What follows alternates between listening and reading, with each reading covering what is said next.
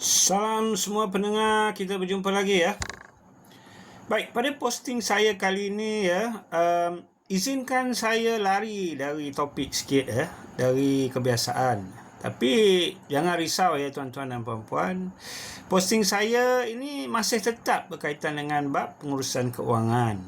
Terutama sekali bagi golongan-golongan usahawan kita ya. Sebenarnya saya ada terbaca sebuah artikel dari Business Insider yang pada saya sangat menarik dan banyak pengajarannya ya. Artikel ini merupakan kisah benar berkenaan seorang pegawai bank di Singapura yang bernama Eric Sim. Menurut tulisan beliau ya, semasa beliau muda-muda dulu ya, beliau selalu terdengar dan lihat kawan-kawan, rakan-rakan sekerja beliau sering membeli barangan-barangan mewah seperti jam tangan, kereta sport, pakaian berjenama dan macam-macam lagi ya, barangan yang mahal. Dan ini sedikit sebanyak telah mempengaruhi beliau untuk turut membeli sebuah jam tangan mewah yang berharga lebih kurang 3,000 Sing dollar pada waktu itu. Jumlah boleh dianggap agak besar, signifikan ya, lagi-lagi bagi orang muda yang masih baru mula bekerja. Menurut beliau lagi ya, pada mulanya memang jam itu memberi beliau satu perasaan yang sangat gembira. Namun perasaan gembira itu tidak bertahan lama ya. Pasti ramai di antara kita juga pernah melalui pengalaman sebegini ya. Akhirnya apa yang jadi?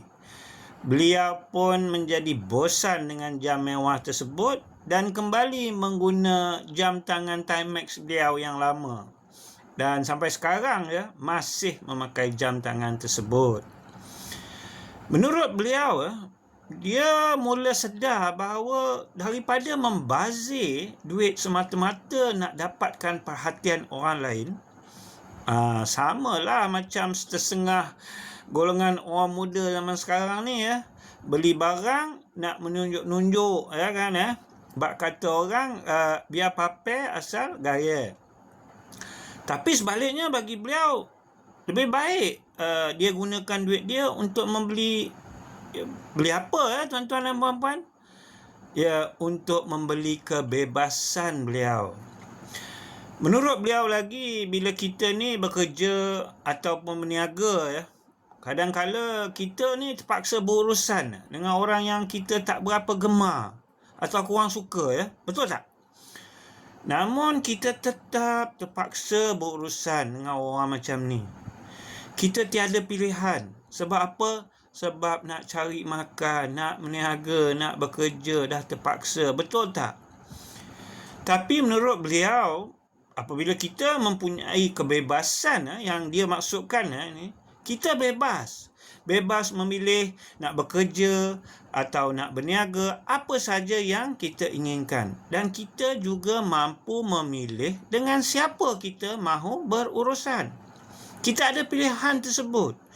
Dan kebebasan inilah yang pada beliau jauh lebih bernilai dan jauh lebih berharga dari barangan-barangan mewah.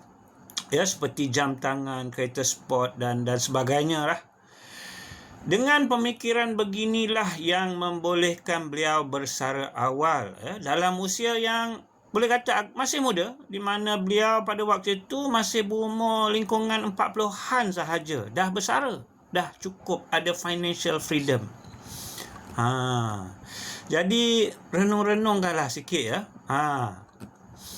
Baik, dari pengalaman beliau ini saya baca terdapat 3 pengajaran penting yang saya ingin kongsikan bersama anda, di mana anda sebagai seorang usahawan bukan sahaja boleh membina sebuah perniagaan yang menguntungkan, anda juga boleh membina sebuah kehidupan yang bebas.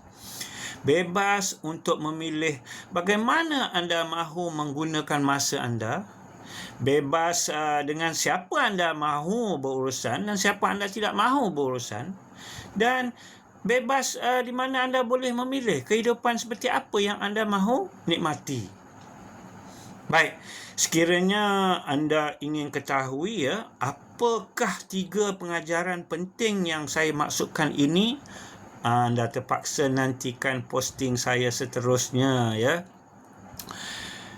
Jadi sampai di sini saja, diharap para pendengar dapat memberi support kepada channel saya ini supaya dapat memberi manfaat kepada kita semua. Sekian, terima kasih dan jumpa lagi.